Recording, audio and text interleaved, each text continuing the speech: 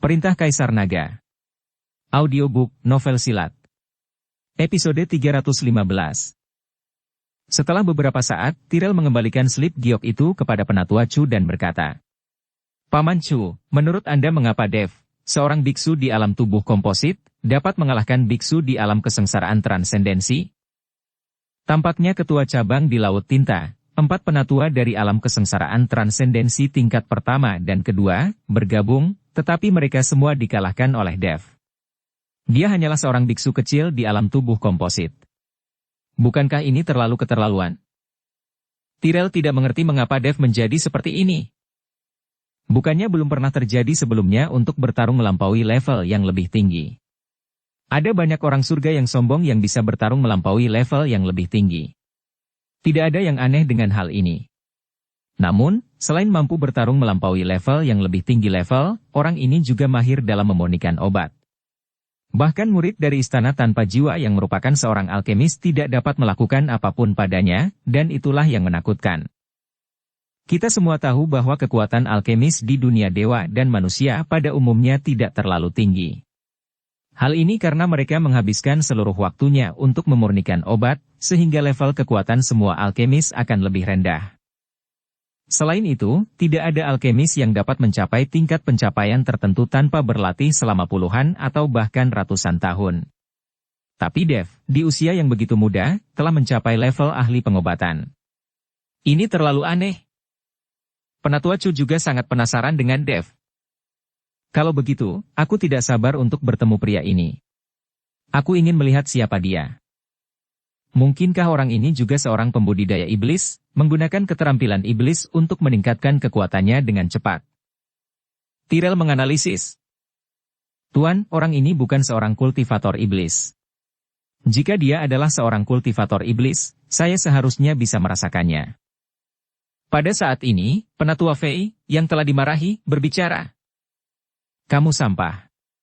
Seorang biksu hebat dari alam kesengsaraan transendensi tingkat 6 bahkan tidak bisa menangkap biksu di alam tubuh komposit. Aku benar-benar tidak tahu apa yang ayahku lakukan dengan mengumpulkan sampah sepertimu. Paman Chu, jika kamu menggunakan formasi untuk menyimpulkannya, bisakah kamu melihat Dev datang ke Gunung Iblis Surgawi dengan deduksimu? Tyrell bertanya pada Penatua Chu. Tuan, deduksi formasi menghabiskan banyak energi spiritual.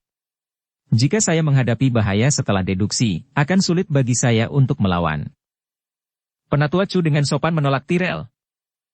Formasi deduksi adalah jenis formasi yang secara khusus menghabiskan kesadaran spiritual Anda. Setelah deduksi selesai, Anda perlu istirahat yang lama untuk pulih.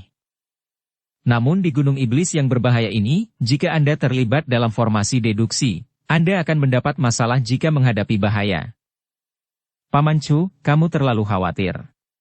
Ada 2 ketua cabang di sini, dan saya sekarang berada di alam kesengsaraan transendensi tingkat kelima. Saya dapat melindungi diri saya sendiri bahkan jika saya menghadapi bahaya. Anda dapat segera menyimpulkannya. Meskipun Tyrell memanggilnya Paman Chu, nadanya sangat tegas dan jelas berarti bahwa dia tidak dapat ditolak. Melihat ini, Penatua Chu hanya bisa menghela nafas pelan, dan kemudian berkata kepada kedua ketua cabang, Anda harus menjaga tuan muda dengan baik, dan Anda tidak boleh membuat kesalahan apapun. Sesuai perintah, kedua ketua cabang itu mengangguk. Penatua Chu menemukan ruang terbuka, mengeluarkan sesuatu yang mirip dengan cermin bagua dan meletakkannya di tanah, lalu dia menggambar pola di tanah di sekitar cermin bagua. Polanya lebih dari 1 inci ke dalam tanah. Terlihat sangat berantakan, dan saya bahkan tidak tahu digambar apa. Segera setelah itu, Penatua Chu menggigit jarinya dan menjatuhkan setetes darah ke cermin bagua. Cermin bagua memancarkan cahaya merah, dan Penatua Chu duduk bersila, melantunkan sesuatu. Segera, pola-pola mulai tampak samar-samar dalam cahaya merah yang dipancarkan oleh cermin bagua. Saat polanya menjadi semakin jelas, sosok seperti Dev tiba-tiba muncul di dalamnya. Tuan, orang ini, dia adalah Dev. Penatua Fei menunjuk ke arah Dev di gambar dan berkata, Tappimatta Tyrell tidak tertuju pada tave, tappipata tikakatis Helena, letitan mishatitim. Ketiga gadis itu memiliki sosok yang luar biasa dan sosok yang berbeda, yang membuat mata Tyrell menatap lurus. Ketika Penatua Fei melihat Tyrell seperti itu, dia juga menutup mulutnya. Tuan, mereka telah sampai di Gunung Iblis Surgawi. Setelah Penatua Chu selesai berbicara, dia harus berhenti merapal mantra. Lagi pula, semakin lama waktunya, semakin besar hilangnya kesadaran spiritualnya, dan semakin lama waktu yang dibutuhkan untuk pulih. Paman Chu, jangan berhenti, terus awasi. Tyrell tidak membiarkan Penatua Chu berhenti, matanya tertuju pada ketiga gadis di gambar. Tyrell terus menjilat bibirnya, dan api hasrat mulai berkobar di dalam hatinya. Penatua Chu tidak tahu bahwa Tyrell ingin melihat wanita, jadi dia mengertakkan gigi dan bertahan. Saat ini, Dev dan orang lain yang berjalan ke Gunung Iblis Surgawi tidak tahu bahwa mereka sedang dimata-matai. Namun segera, Dev tiba-tiba berhenti dan kemudian melihat ke langit. Tuan Chen, ada apa? Hawkins bertanya dengan bingung ketika dia melihat Dev berhenti. Sepertinya kita telah dimata-matai. Dev mengerutkan kening dan berkata, dimata-matai oleh siapa? Hawkins buru-buru melihat sekeliling, dan semua orang segera menjadi waspada. Jangan gugup. Pihak lain menggunakan formasi deduksi, saya khawatir mereka berada jauh dari lokasi kita. Kata Dev. Formasi deduksi. Mantra formasi kuno semacam itu menghabiskan banyak kesadaran spiritual. Siapa yang menyimpulkan kita? Tidak ada yang perlu diselidiki tentang kita. Tuan Miao bertanya dengan bingung. Aku tidak tahu, tapi karena pihak lain sedang menyimpulkan kita, itu pasti adalah musuh. Semua orang harus tetap berhati-hati. Setelah Dev selesai berbicara, dia tiba-tiba melambaikan telapak tangannya. Nafas melesat lurus ke langit, lalu nafas itu meledak disertai suara gemuruh. Penatua Chu, yang sedang menyimpulkan formasi, tiba-tiba menyemburkan seteguk darah pada saat yang sama ketika auranya meledak, dan gambar di cermin Bagua menghilang seketika. Penatua Chu, kamu baik-baik saja. Ketika kedua ketua cabang melihat ini, mereka bergegas ke depan untuk bertanya.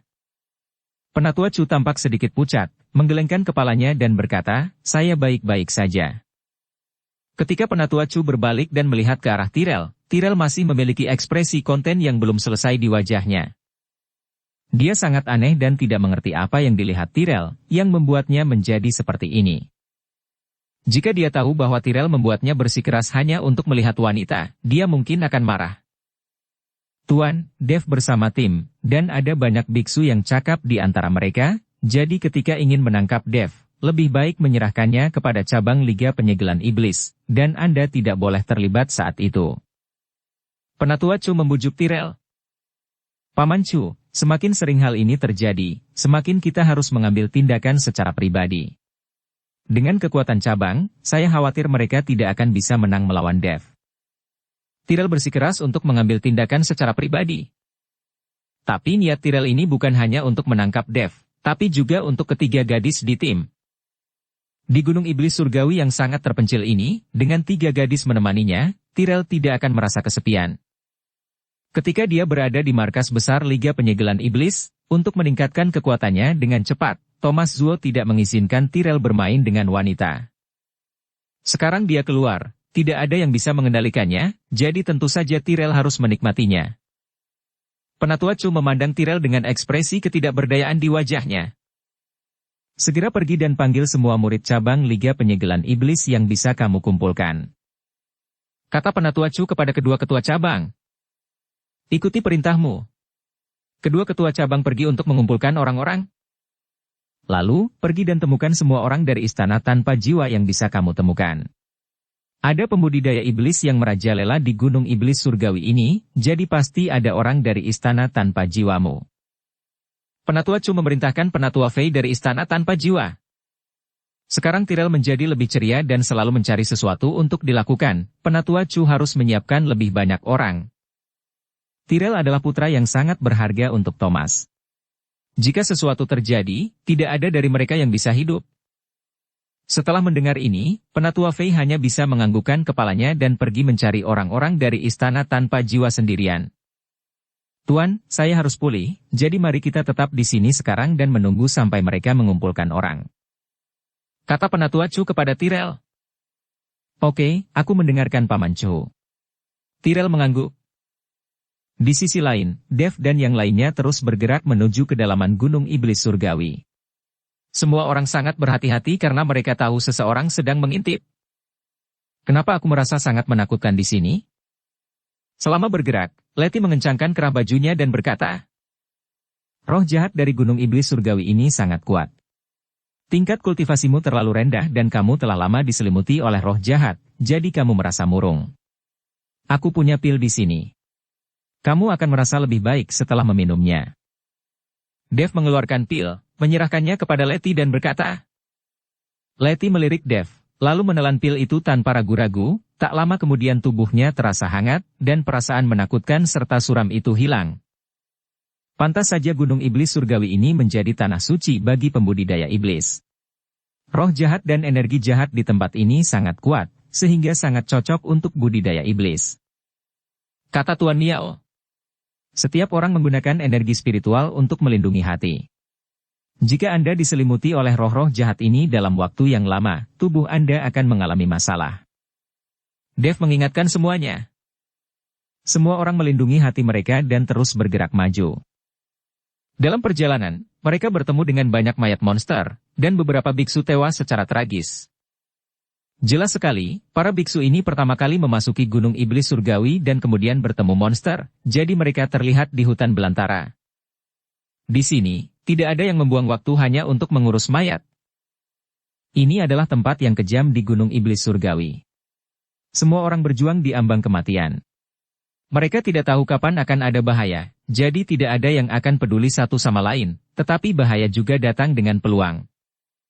Saat semua orang sedang berjalan, Dev tiba-tiba berhenti dan berteriak, "Ada kultivator iblis." Setelah mendengar kata-kata Dev, semua orang segera mengambil posisi menyerang. Pada saat yang sama, tidak jauh dari Dev dan yang lainnya, 5 pembudidaya iblis juga merasakan kehadiran Dev dan yang lainnya, dan ekspresi mereka menjadi gugup. Kelima penyihir ini berasal dari lembah roh darah, dan Dustin serta Lilian termasuk di antara mereka. Ada juga seorang lelaki tua berambut putih, yang merupakan pemilik lembah roh darah, ayah Lilian, dan guru Dustin, Seymour Luo. "Guru, apa yang harus kita lakukan? Haruskah kita bersembunyi?" Dustin bertanya pada Seymour. Dalam perjalanannya, mereka sering menghindari orang agar tidak menimbulkan perselisihan. Lagi pula mereka semua adalah penggarap iblis. Jika bertemu dengan penggarap manusia pasti akan terlibat perselisihan. Namun, ada banyak biksu yang tidak akan melakukan apapun terhadap para penggarap iblis di Gunung Iblis Surgawi ini. Bagaimanapun, ini adalah wilayah para penggarap iblis. Para biksu ini hanya di sini untuk berburu harta karun, bukan untuk menghancurkan para penggarap iblis ini. Jadi selama para penggarap iblis tidak menimbulkan masalah, mereka tidak akan mengikuti penggarap iblis. Tidak perlu bersembunyi, pihak lain telah menemukan kita. Saya harap para biksu ini tidak memusuhi kita. Setelah Seymour selesai berbicara, dia terus memimpin orang-orang maju. Dev sedikit mengernyit, karena dia bisa merasakan para penggarap iblis itu mendekati mereka. Dev tidak tahu apakah pihak lain baik atau tidak, jadi dia hanya bisa meminta semua orang untuk bersiap. Tuan Miao meminta yang lebih lemah untuk berdiri di tengah kerumunan, sementara yang lain membentuk lingkaran dan membentuk posisi bertarung. Segera, Seymour dan yang lainnya mengungkapkan sosok mereka, dan semua orang merasakan energi iblis pada Seymour dan lainnya. Di Gunung Iblis Surgawi ini, para penggarap iblis ini tidak perlu menyembunyikan aura mereka. Pembudidaya iblis pemberani, mengetahui bahwa kami ada di sini, berani datang ke arah kami. Apakah ini berarti Anda tidak menganggap kami serius? Hari ini saya akan melenyapkan masalah bagi orang-orang, dan membunuh Anda para penggarap iblis terlebih dahulu. Setelah mengatakan itu, Tuan Miao benar-benar menyerang Seymour dan yang lainnya dengan pedangnya. Melihat ini, orang lain juga muncul satu demi satu. Dev ingin menghentikannya, tapi dia tidak punya waktu. Seymour juga tidak menyangka pihak lain akan begitu memusuhi pembudidaya iblis mereka. Tanpa mengucapkan sepatah kata pun, dia menghunus pedangnya dan menyerang, dan dia segera menjadi marah. Dia langsung memegang pedang berkepala hantu di tangannya untuk bertarung melawan Tuan Miao. Yang lain juga terlibat dalam perkelahian dalam sekejap. Tuan Miao telah disakiti oleh pembudidaya iblis, jadi dia sangat membenci pembudidaya iblis, jadi ketika dia melihat pembudidaya iblis, dia mengambil tindakan tanpa ragu-ragu. Melihat ini, Dev berkata tanpa daya kepada Julian dan Helena, kalian berdua, harap berhati-hati dari belakang untuk mencegah pembudidaya iblis lain menyelinap ke arahmu. Setelah mengatakan itu, Dev melompat bersama pembunuh naga pedang di tangan, bergegas maju. Tapi saat Dev hendak mengambil tindakan, dia melihat Dustin dan Lilian. Dan keduanya juga melihat Dev. Tuan Chen, keduanya terkejut pada saat yang sama dan berteriak gembira. Kenapa kalian berdua ada di sini? Dev juga terkejut. Hentikan, hentikan, ayah, hentikan. Lilian segera menghentikan ayahnya. Dev juga meraung sekuat tenaga. Berhenti, semuanya berhenti. Raungan Dev seperti sambaran petir tiba-tiba, menyebabkan semua orang berhenti menyerang seketika. Lilian, apa yang terjadi? Seymour bertanya pada Lilian. Ayah, ini Tuan Chen yang saya dan kakak laki-laki saya katakan kepada Anda. Dia menyelamatkan kami dan menyembuhkan saya. Lilian menunjuk ke arah Dev dan berkata. Seymour tertegun dan memandang Dev dengan tidak percaya. Dia awalnya mengira Dev akan sangat tua, tetapi dia tidak menyangka bahwa dia masih begitu muda. Tuan Miao memandang Dev dan berkata. Tuan Chen, apakah Anda kenal para penggarap iblis ini? Dev mengangguk, ya, mereka berasal dari lembah roh darah, dan mereka semua adalah teman saya. Tuan Chen, kamu sebenarnya memiliki teman iblis? Hawkins bertanya dengan bingung. Aku tidak hanya punya teman dari klan iblis, aku juga punya teman dari klan monster. Saat aku berteman, aku tidak pernah melihat ras apa mereka, selama mereka tidak merugikan orang lain. Ada orang baik di antara klan iblis, dan di antara biksu manusia ada juga sampah yang lebih buruk dari babi dan anjing, jadi kita tidak bisa begitu saja menilai satu sama lain berdasarkan kelompok ras mereka, kata Dev tanpa rahasia apapun. Setelah mendengarkan kata-kata Dev, Tuan Mio dan Hawkins terdiam dan berhenti berbicara. Dan Seymour sedikit terkejut dan berkata, adik, aku tidak menyangka kamu akan begitu tercerahkan di usia semuda itu. Pantas saja senior iblis angin akan mengajarimu pengetahuan rahasianya. Rupanya Dustin dan Lilian juga bercerita kepada Seymour bahwa Dev bertemu iblis angin dan diajarkan teknik tinju cahaya suci. Tidak hanya senior iblis angin, senior iblis darah juga menyelamatkan hidupku. Dev tersenyum ringan. Apa? Kamu? Apakah kamu bertemu leluhur iblis darah? Di mana leluhur iblis darah? Seymour tercengang. Dustin dan Lilian juga terkejut, mereka belum pernah mendengar Dev berbicara tentang iblis darah. Kamu? Apakah kamu bertemu leluhur iblis darah? Di mana leluhur iblis darah? Senior iblis darah seharusnya ada di dunia surga dan manusia, tapi aku tidak tahu di mana dia bersembunyi. Dev menggelengkan kepalanya. Dia tidak tahu di mana iblis darah berada. Orang ini mungkin bersembunyi di kegelapan, menyelidiki asal-usul terjadinya pertempuran antara dewa dan iblis. Meski ribuan tahun telah berlalu, dan mereka telah ditindas selama bertahun-tahun tanpa alasan yang jelas, tentunya itu harus diselidiki dengan jelas. Setelah kejayaan leluhur iblis darah berakhir, klan iblis telah menjadi tikus jalanan. Seymour menghela nafas, lalu memandang Tuan Miao, Hawkins dan yang lainnya dan berkata, rekan-rekan Taois, meskipun lembah roh darah saya adalah klan iblis, tetapi saya, Seymour Luo, memiliki hati nurani dan tidak pernah melakukan apapun yang membahayakan alam. Tuan Miao, Bos Chai, lembah roh darah ini memang berbeda dari klan iblis lainnya. Dev memandang Tuan Miao dan Bos Chai, lalu dia menceritakan kisah tentang Lilian yang menderita hemofilia. Ketika mereka mendengar bahwa Lilian dapat meminum darah kakak laki-lakinya tanpa menyakiti orang yang tidak bersalah, mereka langsung mendapat kesan yang baik tentang lembah roh darah. Dukung channel Novel Silat dengan subscribe, follow, like, komen dan share. Saudara Jin, Nona Luo. Saat ini, Julian dan yang lainnya juga datang. Tuan Ji. Dustin dan Lilian berteriak gembira saat melihat Julian. Lagi pula, saat mereka berada di Laut Tinta, beberapa orang memiliki persahabatan yang mendalam. Adik laki-laki, apakah kamu datang ke Gunung Iblis Surgawi ini karena medan perang para dewa dan iblis? Seymour bertanya pada Dev. Dev mengangguk tanpa ragu-ragu dan berkata, ya, tapi perjalanan kami tertunda. Saya tidak tahu apakah harta karun di medan perang para dewa dan iblis ini telah diambil sejak lama. Tuan Chen, ini. Medan perang para dewa dan iblis telah diambil oleh orang lain, Dustin berkata kepada Dev. Apa? Belum dinyalakan? Dev bingung sejenak. Bahkan Tuan Miao, Hawkins dan yang lainnya tampak bingung. Bukankah medan perang antara dewa dan iblis telah ditemukan? Mengapa ini tidak diaktifkan? Melihat ini, Seymour buru-buru menjelaskan, medan perang para dewa dan iblis ini memang berada di Gunung Iblis Surgawi, tetapi tidak berada di ruang Gunung Iblis Surgawi. Pada masa itu, pertempuran tingkat ini semuanya dibuka di luar ruang. Jika terjadi pada hari ini, jika dunia manusia berperang, seluruh langit dan dunia manusia akan runtuh. Meskipun medan perang memang ada di Gunung Iblis Surgawi, itu bukanlah sebuah ruang. Ini membutuhkan pembukaan ruang asing. Sekarang di tengah Gunung Iblis Surgawi, celah kehampaan di ruang asing telah terbentuk. Namun belum terbuka sepenuhnya, semuanya merupakan turbulensi ruang dan waktu, dan tidak ada yang bisa melewatinya. Begitu Seymour menjelaskan, Dev langsung mengerti, memikirkan pulau kecil di lautan tinta, dan naga mati, semuanya ada di ruang yang telah terbuka. Jadi, belum terlambat bagi kami untuk datang. Diam-diam Dev menghela nafas lega. Dalam hal ini, harta karun di medan perang para dewa dan iblis bergantung pada keberuntungan setiap orang.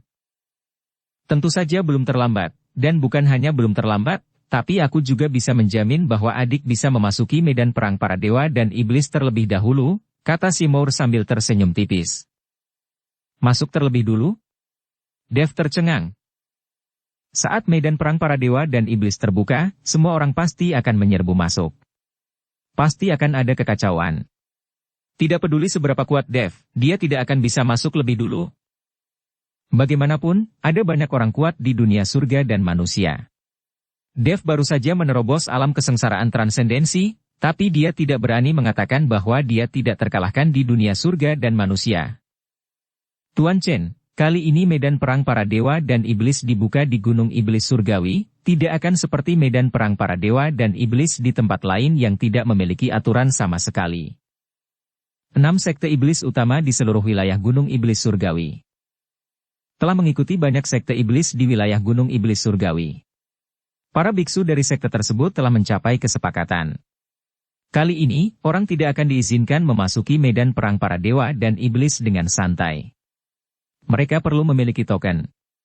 Hal ini dapat menghilangkan beberapa kultivator lepas dan juga mencegah beberapa biksu dari daerah lain diblokir di medan perang para dewa dan iblis. Kecuali Anda dapat menemukan sumber daya, Anda tidak akan bisa masuk. Dalam hal ini, banyak biksu sekte di wilayah selatan akan memiliki keuntungan alami, dan mereka juga dapat memanfaatkan kesempatan untuk menghasilkan banyak uang. Kami Lembah Roh Darah sebagai kekuatan utama di Gunung Iblis Surgawi, kami juga memiliki kekuatan kami sendiri dan memiliki kuota token, jadi aku bisa menjamin adik bisa memasuki medan perang para dewa dan iblis sebelum yang lain. Kata-kata Seymour langsung mengejutkan Dev dan Hawkins di tempat. Akankah para biksu di wilayah selatan ini setuju untuk bekerja sama dengan Anda para penggarap iblis? Tuan Miao bertanya dengan wajah bingung. Mengapa kami tidak bekerja sama? Jika kami bekerja sama, semuanya akan menguntungkan. Jika kami tidak bekerja sama, kedua belah pihak hanya akan mendapat kerugian. Tentu saja kami memilih untuk bekerja sama. Tidak ada yang akan berjuang dengan sumber daya. Jangan lupa itu banyak orang mengutamakan kepentingan. Jika medan perang antara dewa dan iblis ini ada di daerahmu, dan seseorang memintamu untuk bekerja sama, bahkan jika itu adalah seorang penggarap iblis, demi kepentingan, bukankah kamu juga akan setuju? Seymour berkata sambil tersenyum dingin. Tuan Miao terdiam. Seymour benar. Tuan Miao telah melihatnya sendiri kali ini.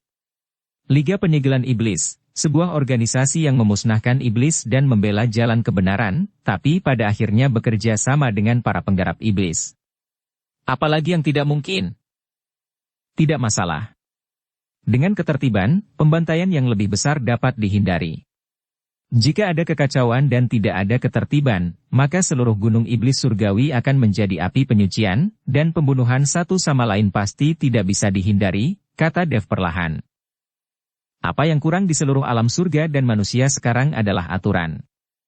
Meskipun ada guru di 5 wilayah utama alam surgawi, bahkan guru sendiri hanya peduli pada kultivasi mereka sendiri dan tidak peduli dengan urusan di wilayah mereka sendiri, dan mereka tidak akan peduli pada urusan orang lain. Ayo pergi. Ikuti aku. Ketika saatnya tiba untuk memasuki medan perang para dewa dan iblis, tidak ada yang akan menghentikanmu, kata Seymour. Semua orang saling memandang, dan akhirnya mata mereka tertuju pada Tuan Miao dan Hawkins. Bagaimanapun, mereka semua adalah kultivator manusia, tetapi sekarang mereka harus mengikuti kultivator iblis. Sepertinya bukan itu masalahnya. Tetapi jika mereka tidak mengikuti, orang-orang seperti mereka dari dunia luar mungkin tidak akan bisa memasuki medan perang para dewa dan iblis. Bukankah itu sia-sia untuk datang ke sini? Tuan Miao dan Hawkins juga saling memandang, tak satu pun dari mereka berani berbicara. Ketika Dev melihat ini, dia tahu bahwa orang-orang ini juga ingin memasuki medan perang para dewa dan iblis. Tetapi dia tidak ingin menjadi orang pertama yang berbicara dan memikul tanggung jawab ini. Bagaimanapun, para pembudidaya iblis saat ini masih terpisah dari para pembudidaya manusia. Saya akan mengikuti Tuan Lembah Roh Iblis. Jika seseorang menggunakan ini sebagai alasan untuk mengkritik saya setelah saya kembali, biarkan dia datang kepada saya. Dev akhirnya mengambil inisiatif untuk mengambil tanggung jawab. Ketika semua orang melihat ini, mereka semua setuju dan bersedia untuk mengikuti. Oke, karena semua orang mau mengikutiku, ayo kita berangkat sekarang. Kita akan berkumpul di Sekte Suanyin, di mana kita akan menunggu pembukaan medan perang antara dewa dan iblis. Sesampai di sana, tidak akan ada perbedaan antara manusia dan iblis, dan tidak ada yang diizinkan membuat masalah. Jika terjadi perkelahian pribadi, orang-orang dari beberapa sekte besar dan keluarga bangsawan di daerah Gunung Iblis Surgawi juga ada di sana, dan para biksu manusia juga akan menahan diri. Tidak peduli apakah Anda bertemu musuh atau tidak, jangan lakukan apapun di sana. Ingat, jika Anda masih memiliki dendam di dalam hati, jika Anda memiliki prasangka buruk terhadap penggarap iblis, Anda harus menahannya dan jangan melakukan apapun. Jangan lupa bahwa Anda di sini untuk berburu harta karun, jangan bertarung secara pribadi. Ingat. Seymour mengingatkan semuanya. Semua orang mengangguk. Karena mereka memilih untuk mengikuti Seymour, mereka harus mendengarkan yang lain.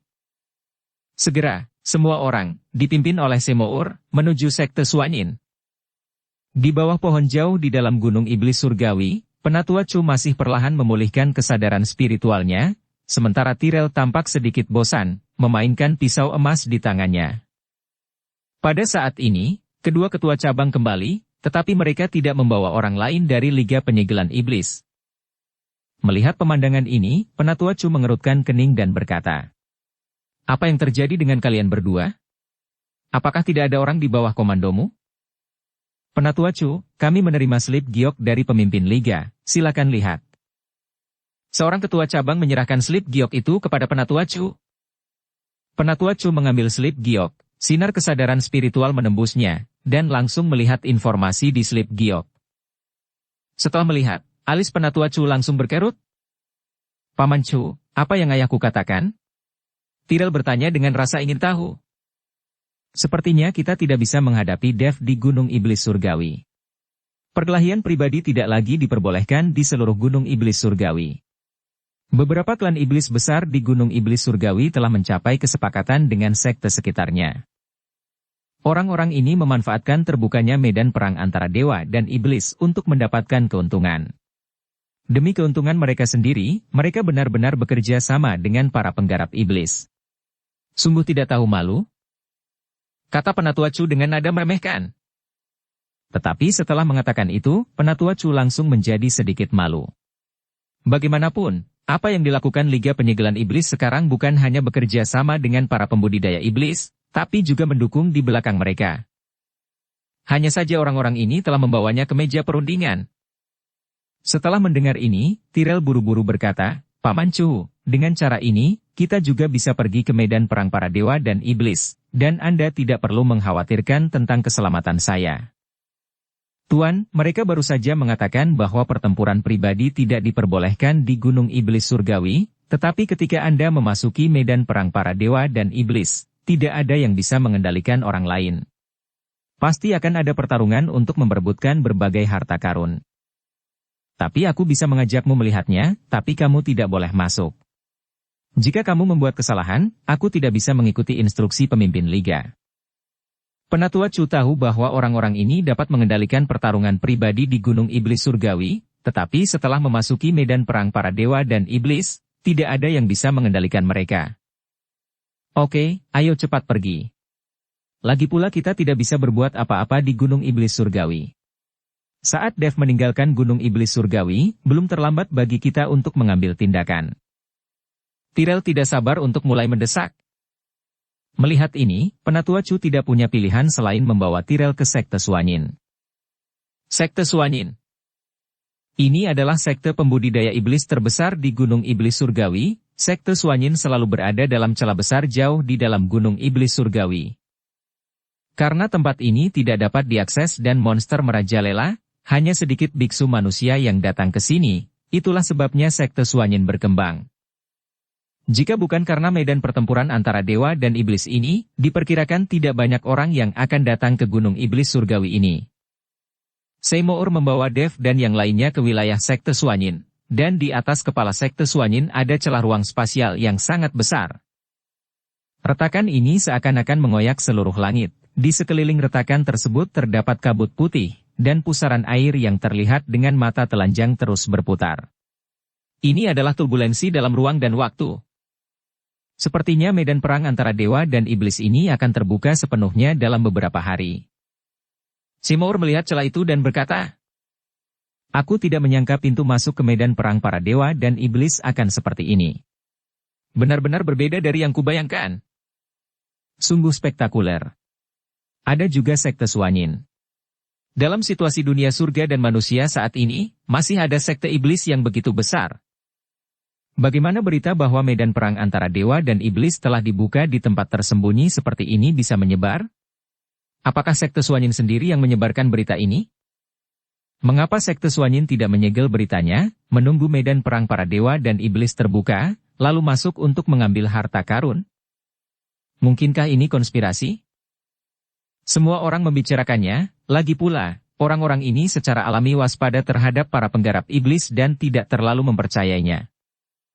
Ketika Dev melihat ini, dia tidak bisa menahan diri untuk tidak melihat ke arah Seymour. Jika ini adalah berita yang sengaja dirilis oleh Sekte Suanyin, maka mungkin ada jebakan di dalamnya. Seymour tahu bahwa banyak orang masih memiliki dendam terhadap pembudidaya iblis mereka, jadi dia menjelaskan, ada juga banyak bahaya di medan perang para dewa dan iblis. Tetapi Anda tidak bisa masuk begitu saja dan mengambil harta karun, dan hal-hal ini adalah semua berdasarkan keberuntungan dan peluang, dan Anda belum tentu masuk. Siapapun yang berada di medan perang antara dewa dan iblis bisa mendapatkan peluang dan harta. Semuanya tidak pasti dan bergantung pada keberuntungan. Sekte Suanyin kini telah mengungkapkan berita tersebut dan bersatu dengan pembudidaya iblis lainnya dan sekte klan manusia untuk mengontrol pintu masuk ke medan perang para dewa dan iblis, dan kemudian mengumpulkan sumber daya dari banyak pembudidaya. Dalam hal ini kita bisa membandingkan, bukankah lebih baik bagi Sekte Suanyin untuk memasuki medan perang para dewa dan iblis sendirian? Sekte Suanyin melakukan ini sebagai bisnis yang pasti. Mengapa mereka harus mengambil risiko dan berjudi dengan diam-diam memasuki medan perang para dewa dan iblis? Sekarang bahkan jika beritanya terungkap dan semua orang datang ke sini satu demi satu, orang-orang dari Sekte Suanyin masih bisa memasuki medan perang para dewa dan iblis. Apakah mereka bisa mendapatkan harta dan peluang tergantung pada keberuntungan mereka? Penjelasan Seymour juga membuat semua orang mengerti. Ibarat tambang emas. Orang yang menemukan tambang emas bisa menambangnya sendiri secara diam-diam, tapi belum tentu bisa menambang emas, bahkan ada risiko tanah longsor. Kini orang yang menemukannya bisa bersatu dengan orang lain dan menyebarkan berita tentang tambang emas tersebut. Selama ada yang datang ke tambang, mereka bisa memungut biaya, dan mereka bisa terus menambang sendiri. Dalam hal ini, meskipun emas pada akhirnya tidak ditambang, orang yang menemukannya tetap akan mendapat untung. Saya tidak menyangka bahwa pemimpin Sekte Suanyin juga seorang pengusaha yang pintar. Dev tidak bisa menahan senyum. Saya mendengar bahwa pemimpin sekte Suanin dulunya adalah seorang pengusaha yang menjual kembali berbagai sumber daya. Justru karena itulah sekte Suanin miliknya paling terpelihara. Kata Seymour. Meskipun para biksu bias terhadap para penggarap iblis, mereka masih akan lebih toleran terhadap para penggarap iblis yang melakukan bisnis dan tidak menimbulkan banyak kerugian. Bagaimanapun, para biksu manusia juga membutuhkan banyak hal dari klan iblis. Dev dan yang lainnya berjalan menuju sekte Suanin. Sekte Suanin dibangun dengan berbagai jenis kayu dan batu. Meskipun dibangun di kedalaman gunung iblis, itu sangat mengesankan. Seluruh sekte Suanin sangat besar, seperti kota kecil. Ada formasi di sekitar sekte Suanin untuk melindungi sekte Suanin dari gangguan monster. Setelah berjalan ke sekte Suanin, Dev melihat banyak biksu manusia berjalan di jalanan, termasuk banyak pembudidaya iblis. Bahkan ada banyak ras binatang, di tempat ini ketiga ras bercampur, tapi mereka bahagia dan tidak ada perkelahian, ini tidak mungkin terlihat di tempat lain. Para pembudidaya iblis di sini tidak perlu menyembunyikan auranya dan dapat hidup secara terbuka dan bebas. Bahkan ada banyak pembudidaya iblis yang mendirikan kios, mengikuti kedatangan biksu manusia dan binatang untuk menukar barang yang dibutuhkan. Namun, di sekte Suanin, status pembudidaya iblis jelas lebih tinggi, lagi pula, ini adalah wilayah pembudidaya iblis. Banyak pembudidaya iblis berjalan dengan kepala terangkat dan terlihat sombong. Kalian harus mencari tempat untuk beristirahat dulu. Diperkirakan akan ada beberapa hari sampai medan perang para dewa dan iblis terbuka. Aku akan membawa adik laki-laki untuk menemui master dari sekte Suanin. Setelah memasuki sekte Suanin, Seymour berkata kepada Tuan Miao, Hawkins, dan lainnya. Ketika Tuan Miao, Hawkins dan yang lainnya mendengar ini, wajah mereka sedikit enggan, dan kemudian mereka melihat ke arah Dev. Mereka takut Seymour pada akhirnya akan meninggalkan mereka dan hanya membawa Dev ke medan perang para dewa dan iblis. Tuan Miao, Bos Chai, jangan khawatir. Anda harus mencari tempat untuk menetap terlebih dahulu. Jika tempat itu sudah siap, saya akan menghubungi Anda. Karena kita adalah satu tim, saya pasti tidak akan meninggalkan Anda semua. Dev berkata dengan tulus. Tuan Chen, kami percaya Anda. Hawkins berkata cepat. Hawkins, Tuan Miao, dan lainnya pergi bersama selusin biksu untuk mencari tempat beristirahat.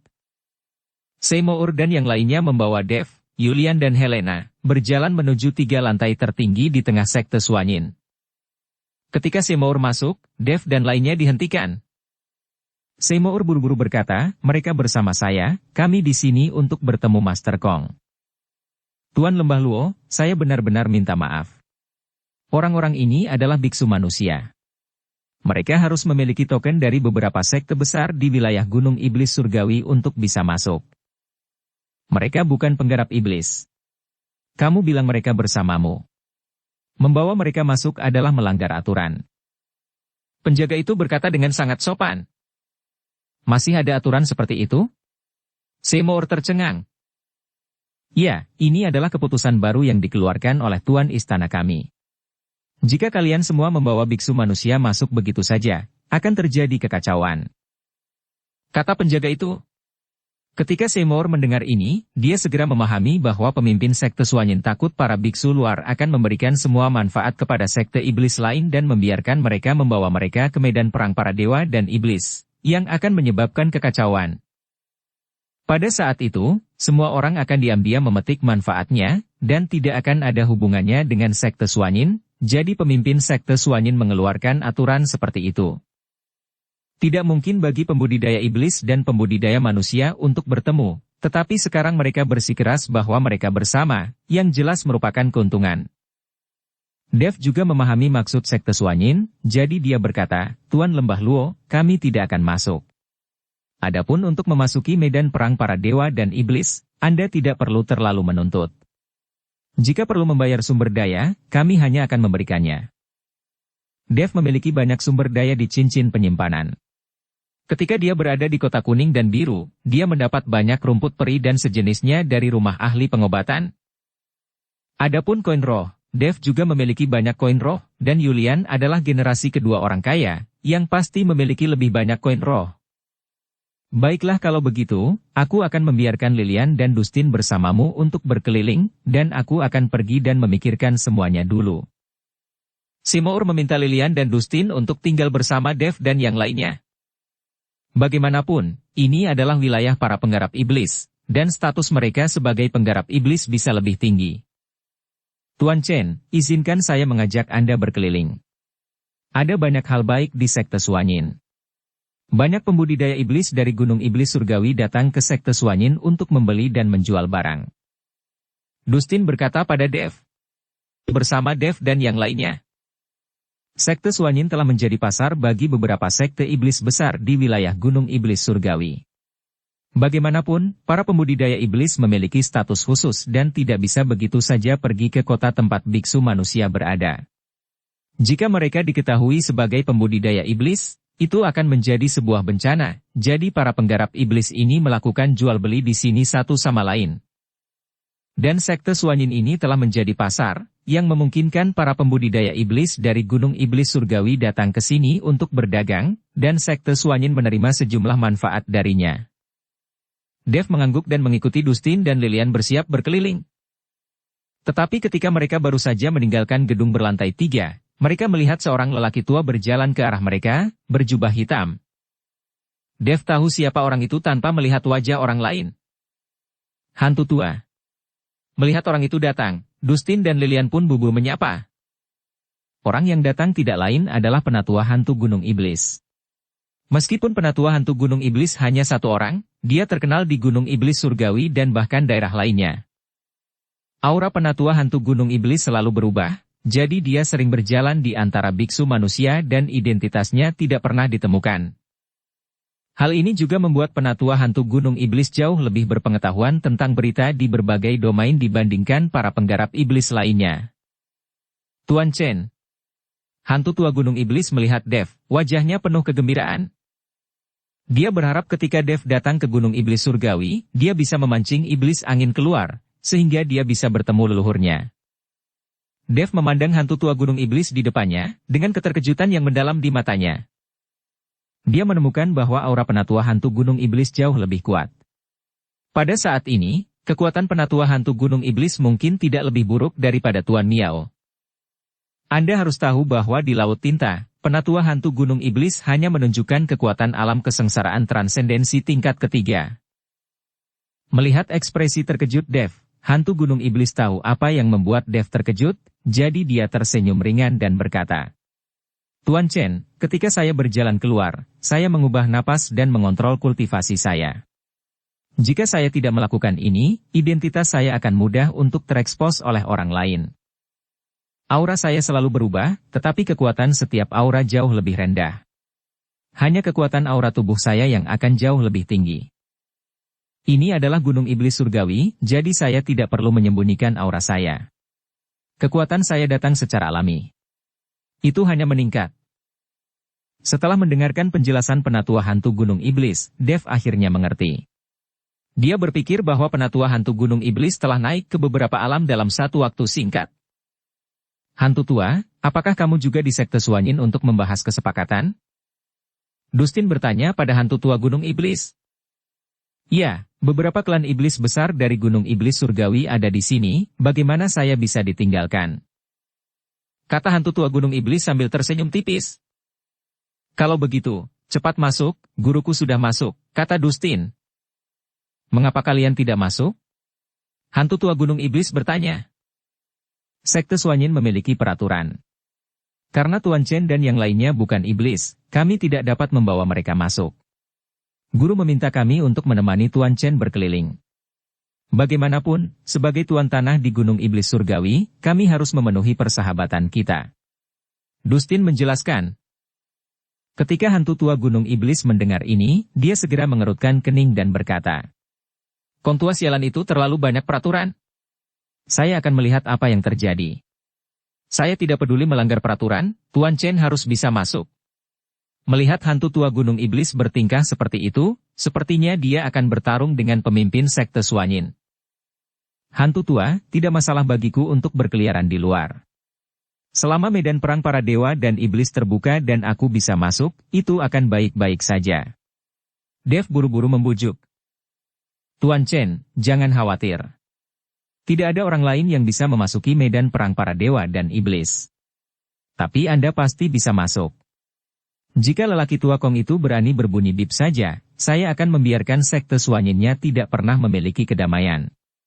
Hantu tua Gunung Iblis berjanji sambil menepuk dadanya. Kalau begitu, terima kasih hantu tua. Dev tersenyum tipis. Hantu tua Gunung Iblis bertanya. Setelah mengucapkan selamat tinggal kepada hantu tua Gunung Iblis, Dev dan yang lainnya berkeliaran di sekitar sekte Suanyin. Segera, Dev menemukan bahwa ada banyak orang di depan sebuah rumah, dan ada banyak orang yang sibuk. Tuan Chen, itu adalah pavilion pengumpulan harta karun dari sekte Suanyin. Ada banyak harta milik Tuan dari sekte Suanyin.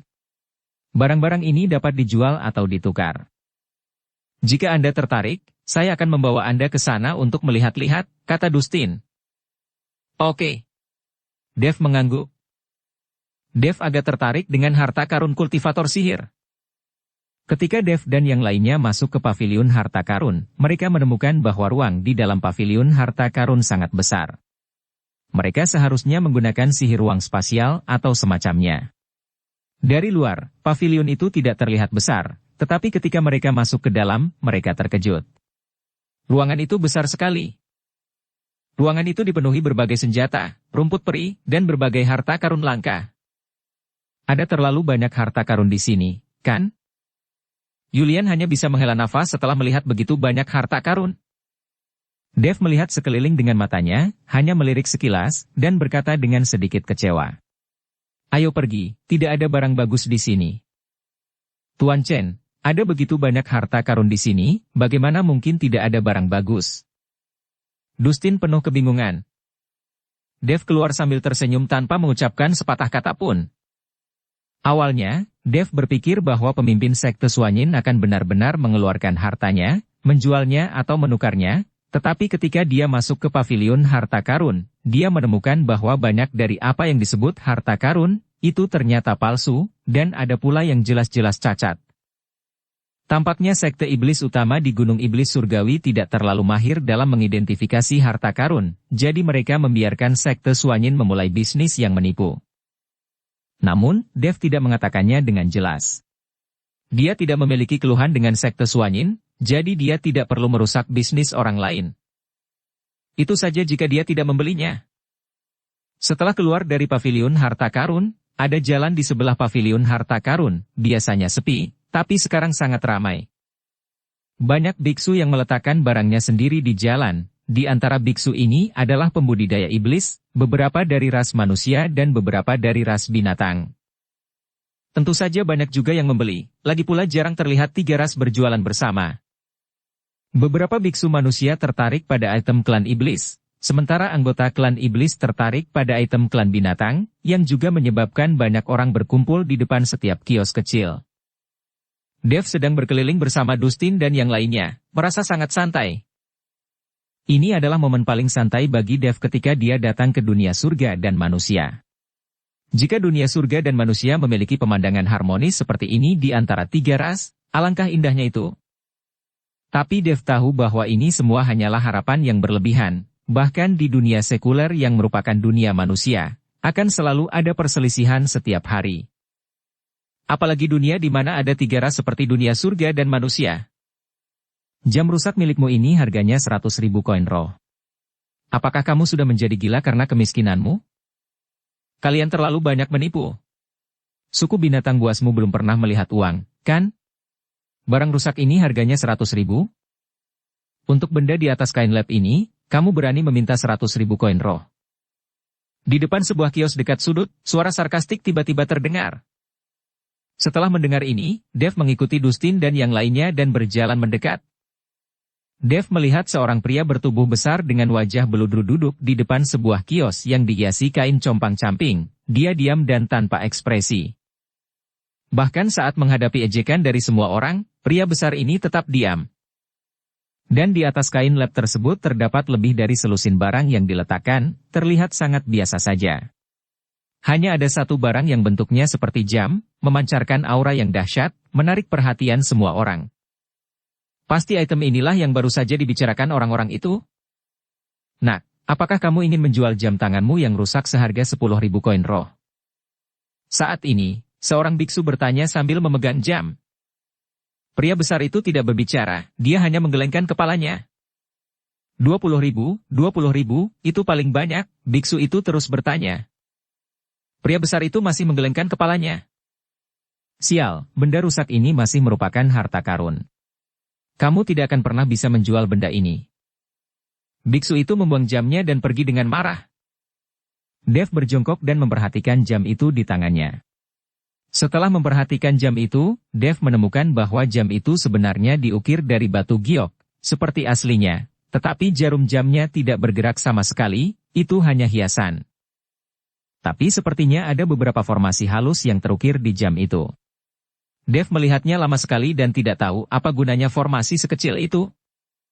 Dev melihatnya lama sekali dan menemukan bahwa selain teksturnya yang bagus dan energi spiritual yang kuat yang terkandung dalam jam ini, tidak ada yang istimewa dari jam ini. Bagaimanapun, tidak ada kekurangan energi spiritual di dunia para dewa dan manusia ini, jadi jam ini tidak berharga. Dev mengambil jam itu dan menatap lelaki besar itu lagi. Karena benda ini berani meminta 100.000 koin roh, pasti ada nilainya. Mungkin dia belum mengetahuinya dengan jelas. Dev memancarkan aura dan menembus ke dalam jam. Dia menemukan bahwa jam itu hanyalah sepotong ukiran batu giok, tidak ada yang istimewa darinya. Dev sedikit kecewa dan hendak mengembalikan jam itu ke tempatnya, tetapi ketika dia mengulurkan tangan dan hendak memasangnya kembali, dia tiba-tiba menemukan bahwa jarum jam melonjak. Dev tertegun, segera menarik tangannya kembali, dan melihat lebih dekat lagi. Tuan Chen, ini hanya hiasan yang diukir dari batu giok, tidak ada nilainya.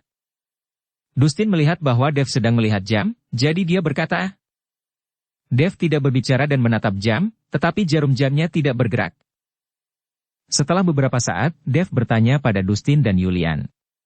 Apakah kamu baru saja melihat jarum jam ini bergerak? Tuan Chen, ini hanya diukir dari batu giok, bagaimana bisa bergerak? Yulian bertanya. Ya, ini palsu, penunjuknya tidak akan bergerak, kata Dustin juga. Master, apakah Anda terpesona atau demam? Helena dengan lembut menyentuh dahi Dev dengan tangannya yang putih dan halus. Tidak demam juga. Hei.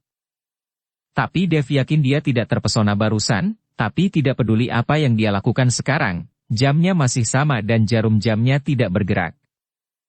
Rekan tahu, jika Anda tidak ingin membelinya, tolong letakkan jamnya untuk saya, kata pria bertubuh besar dengan wajah berbulu. Saya akan membelinya. Setelah Dev selesai berbicara, dia melihat ke arah Yulian dan berkata. Beri dia koin roh. Tuan Chen, jam ini hanyalah ukiran batu giok biasa. Tidak sepadan dengan harganya. Harga sama sekali tidak pantas. Beberapa barang palsu sering dijual di sini, jadi sebaiknya kamu memperhatikan baik-baik. Kata Lilian. Dia takut Dev akan tertipu di sini. Ketika Seymour mengetahuinya, dia pasti akan menyalahkan dia dan Dustin. Bagaimanapun, ini adalah wilayah pembudidaya iblis. Keduanya membawa Dev berkeliling dan membiarkan Dev tertipu. Tidak masalah, meskipun itu 100.000 koin roh, masih layak untuk membeli perhiasan. Dev tersenyum ringan. Meskipun Dev tidak tahu apa yang aneh dengan jam ini, dia selalu merasa bahwa jam ini tidak biasa. Jadi Dev ingin membelinya dulu, lalu kembali dan mempelajarinya perlahan. Tapi saat Yulian hendak memberikan uang, sebuah suara tiba-tiba terdengar. Saya ingin jam itu. Tidak jauh dari Dev dan yang lainnya, beberapa pemuda pembudidaya iblis sedang berjalan ke arah mereka. Salah satu pemuda yang memimpin mereka memiliki bekas luka di dahinya. Dennis, apa yang kamu lakukan di sini? Melihat orang itu datang, Dustin sedikit mengernyit dan berkata dengan jijik. Dustin, apakah hanya kalian dari lembah roh darah yang boleh datang, tapi kami orang dari puncak roh darah tidak boleh datang? Dennis berkata sambil mencibir. Dustin menatap Dennis dengan dingin tanpa berkata apa-apa, sementara Dennis menatap Lilian dengan tatapan provokatif di matanya dan berkata, Adik perempuan, menurutmu apakah ada yang kamu suka di sini? Jika kamu menyukainya, kakak senior akan membelikannya untukmu. Lilian memutar matanya ke arah Dennis, mendengus dingin dan tidak berkata apa-apa. Dennis tidak marah ketika menghadapi sikap Lilian. Sebaliknya, dia memandang pria besar yang sedang membeli sesuatu dan berkata, "Saya ingin jam rusak ini. Bukankah itu hanya 100.000 koin roh?"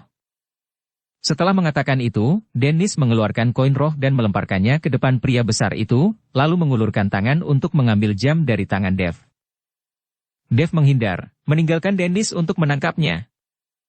Harus ada prinsip siapa cepat dia dapat saat membeli sesuatu. Saya sudah membeli jam ini.